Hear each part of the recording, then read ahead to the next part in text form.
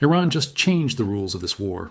Not with a ballistic missile that costs $10 million and takes 3 hours to fuel. Not with a precision weapon that requires a general's authorization code and a hardened underground silo.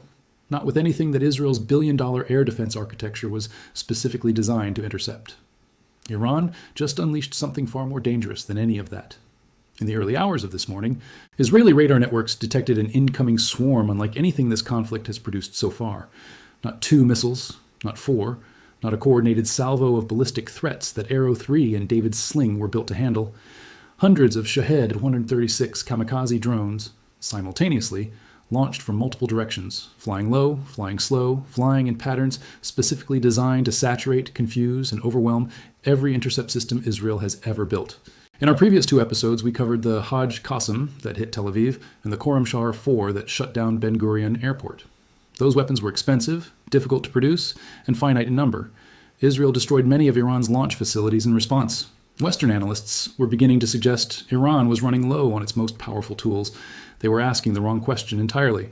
Because the Shahed-136 does not need a silo. It does not need a general. It does not need $10 million per unit.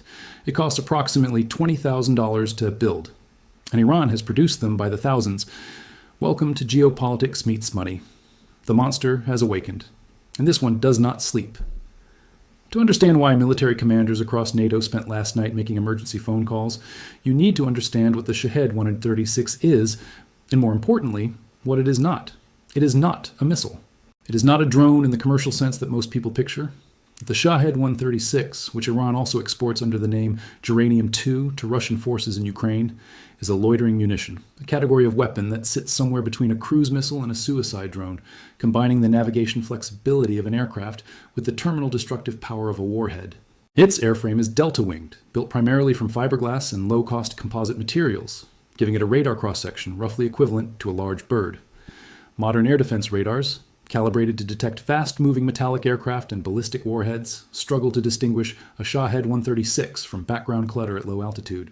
It flies at approximately 185 kilometers per hour, slower than a commercial helicopter, which sounds reassuring until you realize that its low speed is a deliberate design feature, not a limitation. Slower flight means longer loiter time over the target area. It means the drone can circle, wait, and select the precise moment of impact. It means intercept calculations that work perfectly against fast ballistic threats become unreliable against something moving at helicopter speed 30 meters above the ground.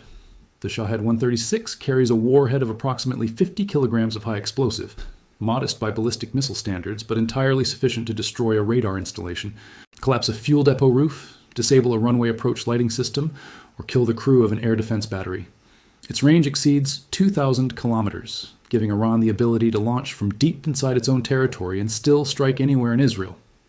But none of those individual specifications are what make the Shahed-136 a nightmare. What makes it a nightmare is the mathematics of scale. An Iron Dome interceptor missile costs approximately $50,000 per round. A Shahed-136 costs $20,000 to build.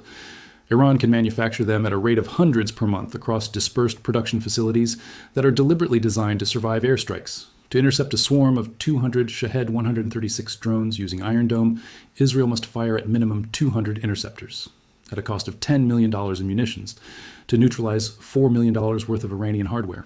Iran wins that economic equation every single time. But here's what separates tonight's attack from every previous Shahed deployment, and why Israeli defense officials are describing this as a categorically new threat level. Iran has been firing Shahed-136 drones at Israel before, in smaller numbers, in more predictable patterns, in ways that Israel's layered defense systems, supplemented by U.S. Navy destroyers in the Eastern Mediterranean and Jordanian air defense batteries, in coordination with Western allies, had managed to intercept at rates exceeding 90%. Tonight's swarm was not fired in a predictable pattern.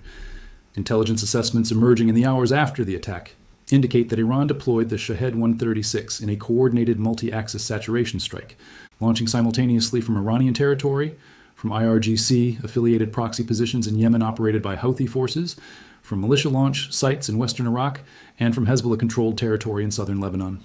4 simultaneous launch vectors, each carrying independent swarm packages, all timed to converge on Israeli airspace within the same 12-minute window. This is not a drone attack. This is a choreographed systems failure induction, a deliberate attempt to force every Israeli air defense battery to engage simultaneously, draining interceptor magazines across all 4 compass points at the same moment, creating gaps in coverage that the drones flying behind the first wave could exploit. The tactic worked, partially. Israeli and U.S. Navy assets intercepted an estimated 74% of the incoming swarm. The remaining 26% reached Israeli territory. When 26% of 300 drones reached their targets, that is 78 individual impact events, spread across military installations, infrastructure nodes, and populated areas, in a single night. The damage assessment released by Israeli emergency services in the hours following the attack tells a story that ballistic missile strikes alone cannot replicate. A radar installation supporting a David's Sling battery near Beersheba took 3 direct impacts. The battery itself survived. Its forward radar did not. Without the radar, the battery is blind, operationally degraded even though the expensive interceptor missiles inside it are untouched. Iran did not need to destroy the interceptor. It destroyed the eyes. A fuel storage facility at Nevatim Air Force Base, Israel's primary F-35I operating base, was struck by 4 drones in rapid succession. The resulting fire burned for 6 hours. No aircraft were destroyed. But Nevatim's operational tempo was cut by an estimated 40% while emergency crews worked to secure the site and engineers assessed structural damage to adjacent hangars. Power infrastructure in 2 northern districts experienced outages after drones struck high-voltage transmission nodes, the kind of low-signature, low-altitude target that air defense systems are least optimized to protect. Hospitals shifted to backup generators. Water treatment facilities reduced pumping capacity. These are not dramatic military victories. They are slow, grinding civilian pressure. The Shahed-136's most insidious contribution to Iran's strategy. And across all of it, the interceptor count. Israel and its allies fired an estimated 340 interceptor missiles tonight across all platforms combined.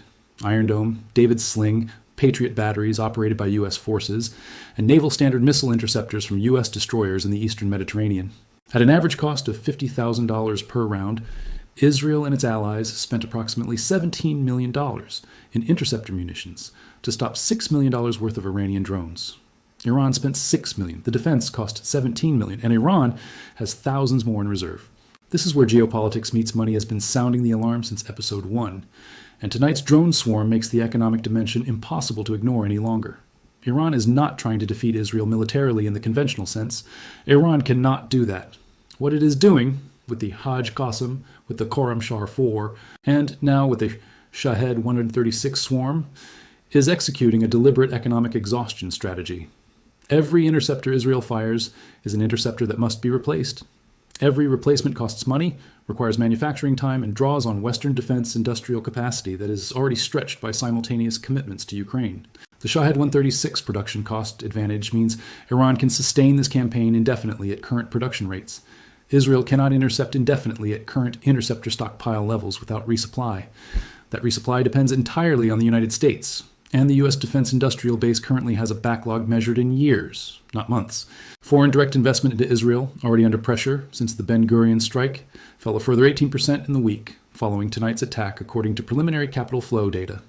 Technology sector executives in Tel Aviv, the engine of Israel's economy, are accelerating contingency planning for operational relocations to Cyprus, Greece, and the UAE. 3 of Israel's largest tech employers have quietly begun offering relocation packages to employees with foreign passports. When the people who build the economy start planning their exit, the economy is already losing the war, even if the military is not. Israel's response to the swarm strike targeted the one vulnerability the Shahed-136 cannot hide: its production network. F-35I strikes hit the Shahed assembly facility in Isfahan, Iran's primary domestic production site, with Rock's long-range missiles for the second time in 2 weeks. Satellite imagery from the following morning showed significant damage to 2 of the facility's 3 main assembly buildings. Production capacity at Isfahan is estimated to have been reduced by 60%, temporarily. Simultaneously, Israeli naval assets and U.S. Air Force B-1B Lancers operating from Diego Garcia struck Shahed component warehousing facilities in Bandar Abbas, targeting the stockpile of imported Mado MD-550 engines, the Iranian-manufactured propulsion units that power the drone, and the precision guidance modules that give it navigational accuracy. Without engines and guidance, the airframes are useless. The United States, meanwhile, announced an emergency interceptor resupply package: 600 additional Tamir interceptor missiles for Iron Dome batteries and 120 Skyceptor rounds for David's Sling, to be airlifted from pre-positioned stockpiles in Germany within 72 hours. The resupplies confirmed what the swarm attack had demonstrated. Israel's interceptor magazines had been meaningfully depleted in a single night. Here is the strategic reality that geopolitics meets money wants you to sit with tonight. Iran has now demonstrated 3 distinct weapon categories in 3 consecutive strikes: a precision ballistic missile, a heavy payload area destruction ballistic missile, and a mass saturation drone swarm. Each one exploits a different gap in Israel's defensive architecture. Each one imposes a different kind of cost: military, economic, psychological. This is not random escalation. This is a carefully sequenced pressure campaign designed by strategists who have studied Israel's defense systems, its economic vulnerabilities, and its dependence on Western resupply for years. The Shahed-136 is not Iran's most powerful weapon. It is Iran's most sustainable weapon. And sustainability, the ability to keep fighting longer than your opponent can afford to defend, is how wars of attrition are won without ever winning a single battle. So here is what we are asking the GMM community today. Is Israel's interceptor stockpile depletion the real strategic objective of the Shahed swarm? A slow bleed designed to leave Israel defenseless against the next ballistic salvo? Or is the drone campaign a distraction, keeping Israeli air defenses occupied while Iran prepares something far larger? Drop your analysis in the comments. In next episode, we are going inside the numbers. Exactly how many interceptors Israel has left, how fast the US can resupply them, and what happens to this conflict if that resupply chain breaks. This is Geopolitics Meets Money. Stay sharp.